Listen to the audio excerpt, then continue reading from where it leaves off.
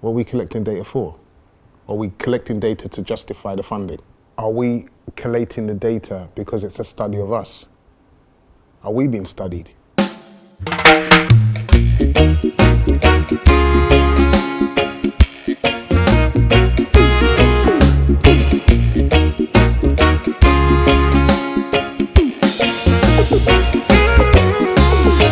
Hi and welcome to today's roundtable event. Today we're bringing community leaders who work in mental health together for vital conversations which we hope will not only provide education and awareness of mental health within the community, but will also go towards advocating for systems change. We really hope you like it.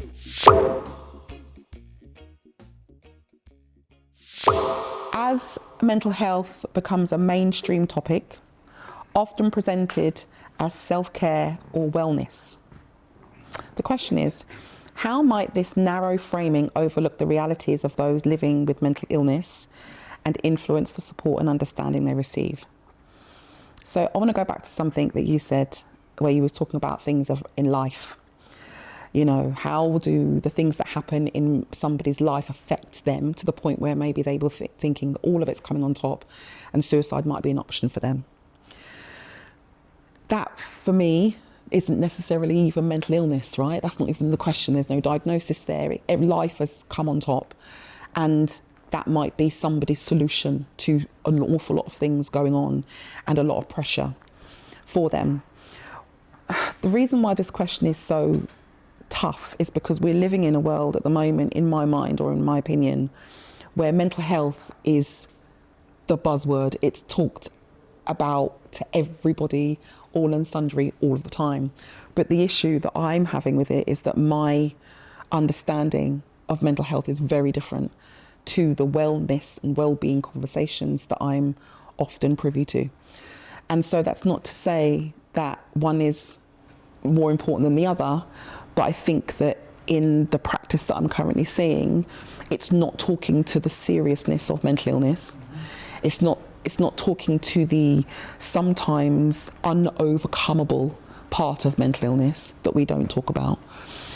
And it can often be seen as life masked as mental health, if that makes any sense. So it's like, you know, you break up with your partner, there's a bereavement, there's all of these things that happen in everyday life, and people say, my mental health is really bad, rather than I'm grieving or I'm sad or I've had enough or I'm tired or whatever it may or may not be. So the terminology, the word mental health has become the thing in and of itself rather than the cause of the challenges, I guess. So, you know, when I used to work as a MHFA instructor, we often talk about everyone having mental health, everyone's got it.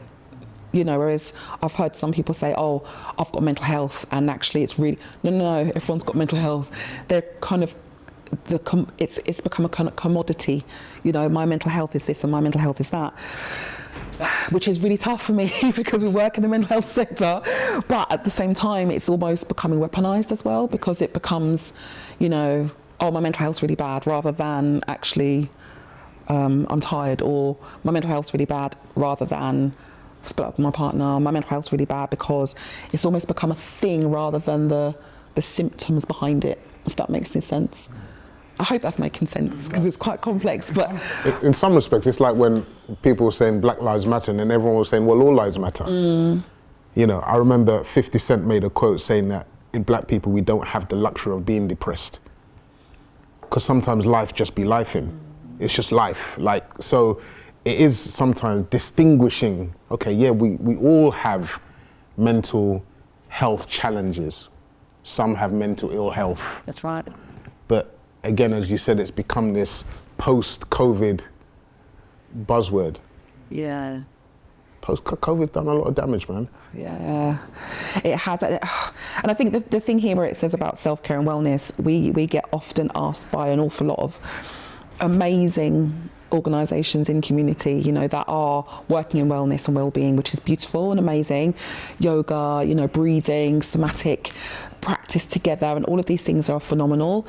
But when we're talking about mental illness specifically, if you are living with depression, you can't get yourself out of bed to go to a somatic class or a yoga class. Some people are so unwell that they are removed from reality. Do you know what I mean? Who's looking after those people? They can't go to a group online yoga session in order for them to feel better. So I think there's a massive distinction at the moment between people who are very unwell and how do we look after those people versus how do we maintain good mental health by encouraging people to go into community, to have practice that is perhaps rooted in community and belonging and, breathing and yoga and all of these sorts of things. So yeah, it's a really weird kind of melting pot, I think. I think for me, it sort of speaks to a lot of the debates that's happening at the moment around overdiagnosis and over-medicalising.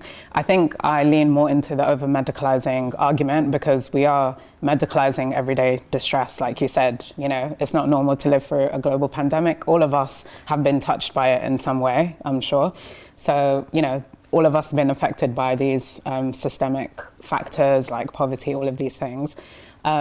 The overdiagnosis point, actually, there isn't yet enough evidence to tell us that we are overdiagnosing mental health. Actually, the issue is about more people talking about mental health, the destigmatization of mental health, and more people maybe identifying as feeling depressed because they don't have the vocabulary, like you said, to kind of describe that. So there's something for us as like mental health organizations. How do we support greater levels of like mental health literacy in communities among young people so people can distinguish between what is a clinical like issue versus not.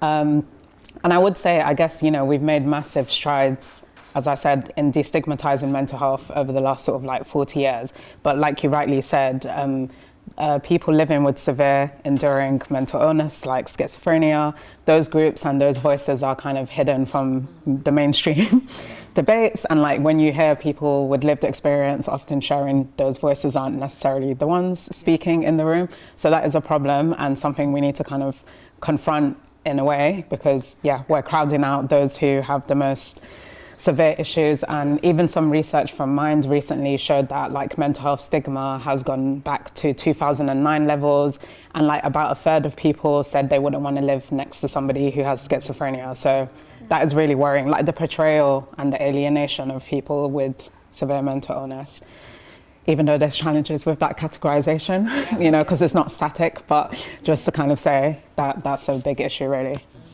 And I think you're quite right in the sense that it's within the words, mental health, when people talk about it, are they fully understanding what it is? We've got the everyday today stuff that we go through, everyday depression, but then it can move into clinical depression after how long and what happens. So having an understanding of that again, there are some conditions that are very severe. I often hear a lot of people say, oh yeah, I'm very OCD.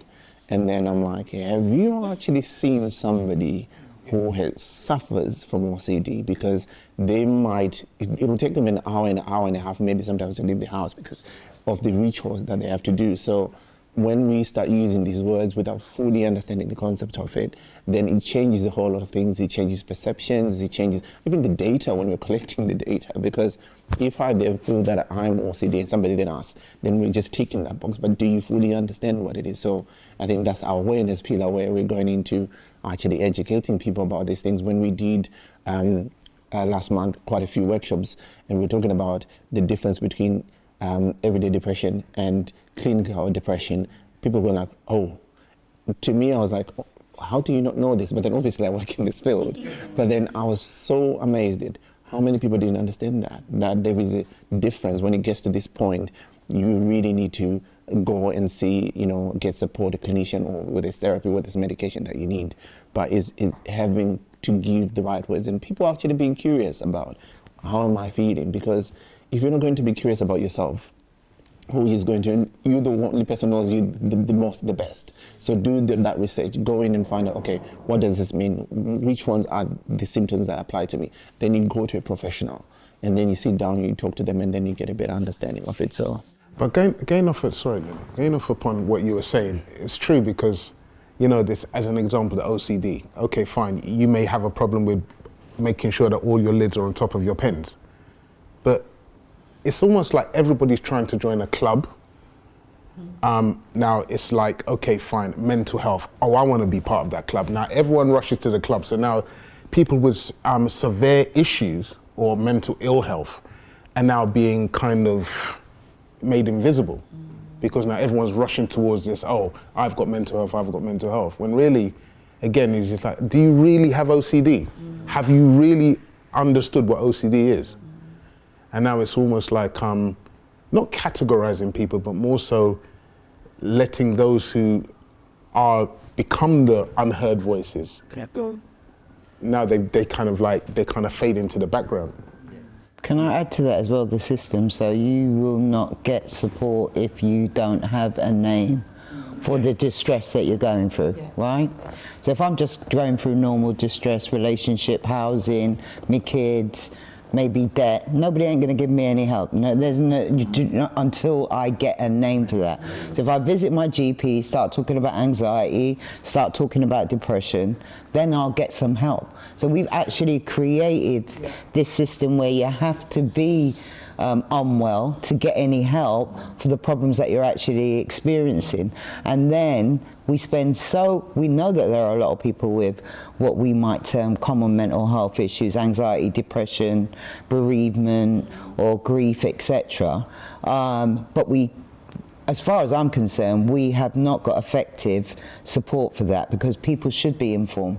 They should understand that my depression isn't going to look like your depression. So that means that not just the medication I'm offered or the therapy is going to sort all those problems out for me.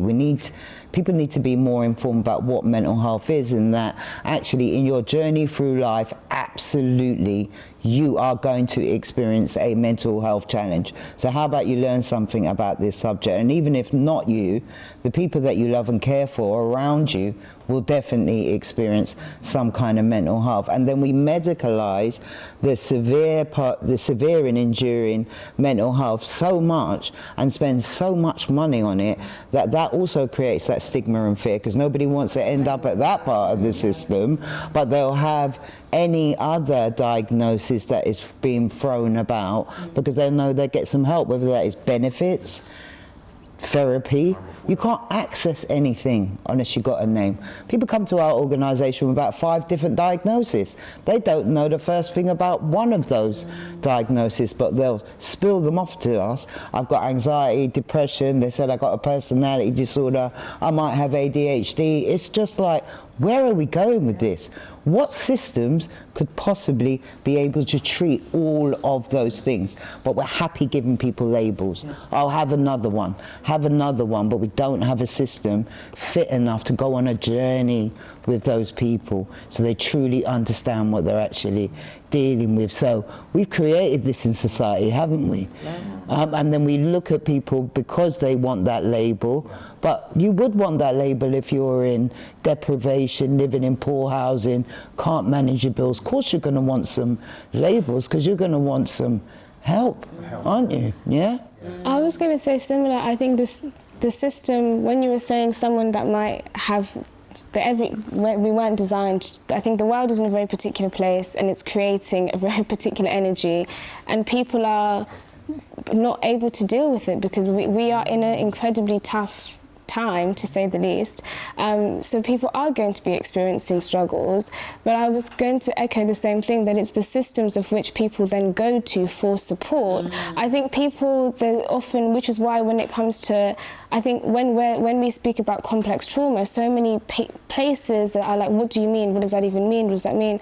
There's sometimes the thinking that someone will wake up and all of a sudden have all of these struggles. These struggles come from somewhere, and when you're looking at somebody, if you're looking at adverse childhood experiences, if you're looking at traumas that have consistently have been happening in somebody's life before they go to the point where they have to go to the doctor and the doctor says you have this, and this, what's then done is that people are often left, and then you sort of fend for yourself and you hope for the best and you hope that you get better. But when you look at the confounding factors beforehand, there are things happening in people's lives that are creating these conditions. I don't mean the medical conditions, but the conditions of which somebody finds it hard to have a life worth living. So I think for us, when it comes to how we look and how we want change for the centralised healthcare system, so that people don't have to come to Body and Soul struggling with suicidality, because we know that when they first came, age 15, age 17, aged 18,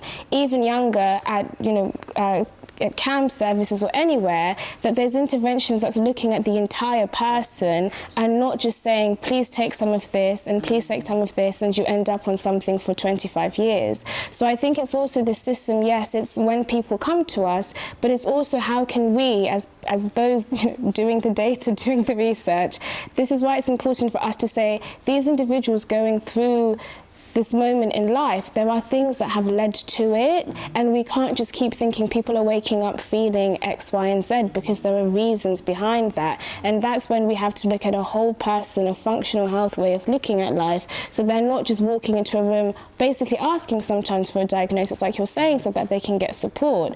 And I think that's when we have to think outside of the work we're doing within the organisations, but also looking beforehand for those that have not come through our doors. When you're looking at the rates of, I think 17% of young people have attempted at the age of 17. That might be 7. I might ask you to edit it. I need to get the facts, so to get my data right. But there's a reason for that, because younger people are having these issues because the world is in a particular place at a much earlier time. And we have to support individuals to, yes, understand their well-being, know what they can do, the everyday things, and also not continue to stigmatise individuals when it gets to that more severe space where it becomes a clinical concern. So I think for us, we also have to be careful to not, yes, language is important, and maybe the public discourse around what we say you are feeling and using description instead of saying I have OCD or I have this, but also allowing people that sometimes that is the only way they can feel an element of being heard.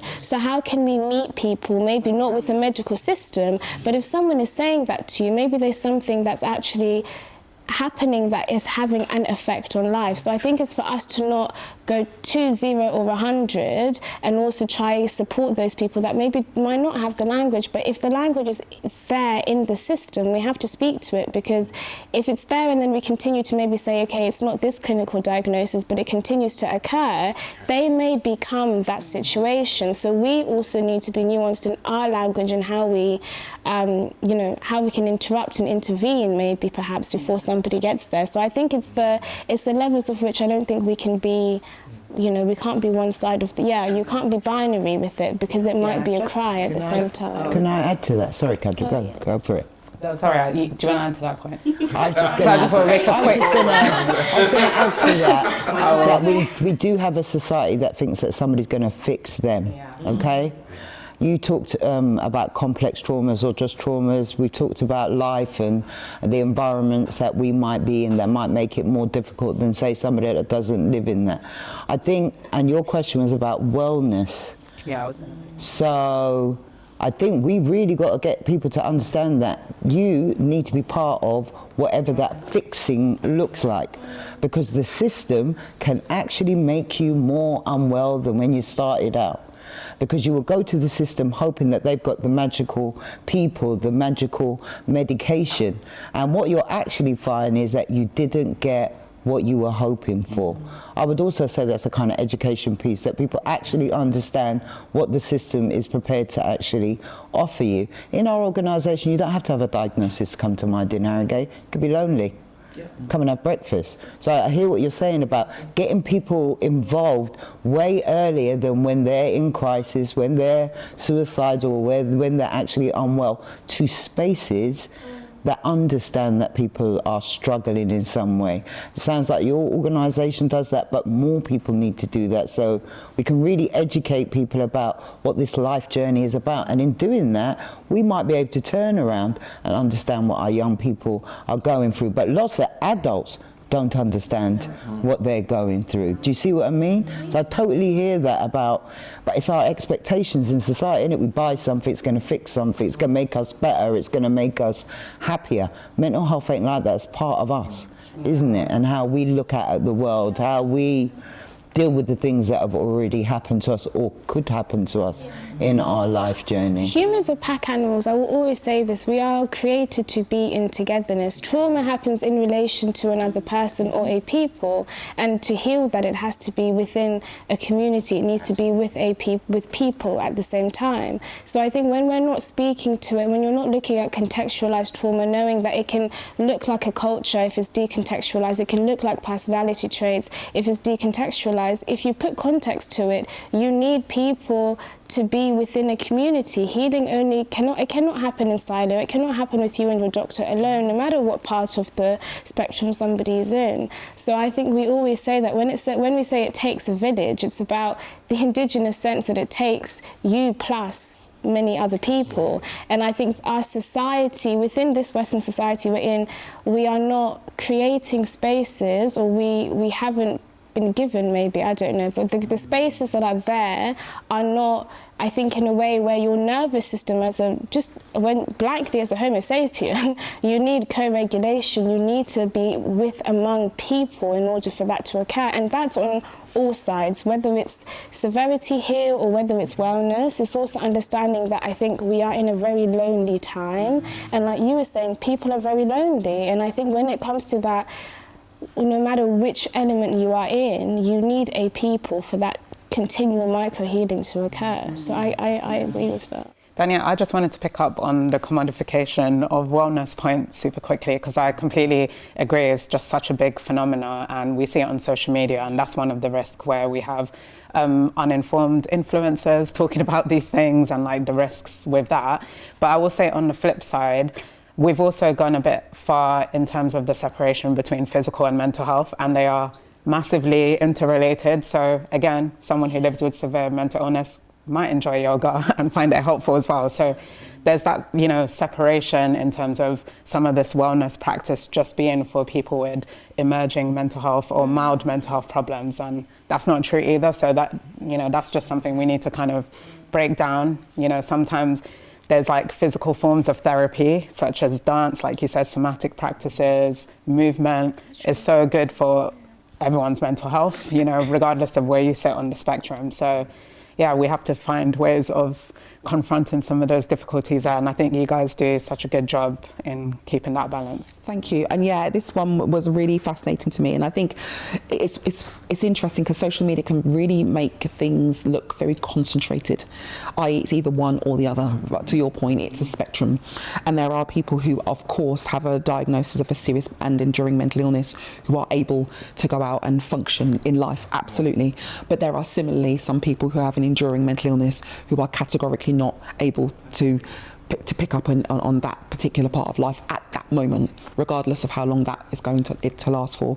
And I think for me, what's lacking is that part of the conversation, because what I find quite interesting is you often hear about people who have overcome, you often hear about people who have, gotten better and are now living their best life, doing but there are some people who are not doing their best, and they are not living their best life, and they are sometimes not heard of in these conversations, and they're the people that I think need a louder voice in terms of advocacy to say actually they can't at the moment, and it's really tough for them at the moment, and not everybody is, and please be really clear on what I'm about to say, not that they can't be, but that they aren't at that moment. Yeah. So how can we advocate for those people who are living with enduring serious mental illness, who are not part of that conversation? Because I hear from the opposite end of the spectrum, but very, very little from that side. And of course, these conversations have to be nuanced. And I think the thing about what I'm always banging on about on social media is there's nuance to all of these conversations. I think it's very easy to pick up on the things that align with your values in terms of listening to these conversations, and kind of not to the other bits. But, and yeah, of course, there's always buts. There's always going to be a but. We can't cover all of it at once. And I love what you said earlier on about the understanding of life experiences being a myriad of good and bad from the minute we're born to the minute we die, and learning and understanding that tough things happen to people all of the time. It's part and parcel of being human being, and how and who we've got in community when these things happen to support me. And the work you guys all do is helping people to build an emotional toolbox, essentially, so that they can use those tools as they need it. And then if they need more help, they can go and seek that as well. Yeah. I think just to add on to that, I think one of the things that sometimes people forget is silence is very loud. You know, so for the people who are not saying what they're saying, one of the things that we encourage is when you want to support somebody, it's not about what you're going to do, but you support them and you win the case within the assessment. Be patient, be kind, don't be judgmental within there. Allow that person to do what they need to do. Learn to work with the silence, because sometimes people are so uncomfortable with silence, they feel like we need to fill the void and say something, and you know, this will show that I've done this. No, just be patient. I had somebody who I spoke to, there was an issue that was there. I was like, why are you not afraid of me? I was like, what do you mean? Everybody seems to be afraid of me and they're wanting to tell me what to do, but you're just asking me and you're waiting for me to say. I was like, well, you know yourself best. So I'm here to hear and listen to you and understand so that we can support you and find you the right support. So it's having to work from that. You are the expert of yourself, so I'm here to hear what you are. I've got my own experience, qualifications, whichever way it is, that would then inform me of, okay, so what you're saying most probably is 1, 2, 3, 4, 5, but I'll need to clear and clarify that with you without putting my own interpretation. Then we know how to actually support somebody, because the ones that are silent, most of the time they're silent because they're tired of being told. You know, you are this, you are that. This is what's happening with you, rather than, okay, what is happening with you? So when you give a person that space, you give them a voice, and that's one of the best gifts that you can do. And also language. Yes, we might all be speaking English, but we speak in different ways. Learn that person's language. How do they speak? Okay, they're struggling with most probably talking. Can we write it down? You know, can we do, you know, we talk about accessibility, we're talking about the other. How can we get this assessment, or how can we hear what this person is saying?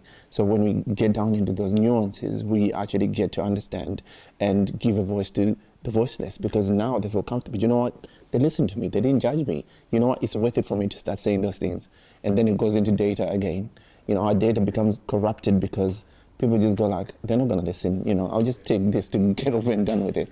But you give me space and time, maybe the clipboard is away, I'm speaking to another human being, you know, then we interact. Then after, when they've gone, you can do your notes and then put things in place. So sometimes it's just about being flexible and having a different approach to, you know, what's been working and what's not working, and finding a way that suits that person holistically in a person-centered way.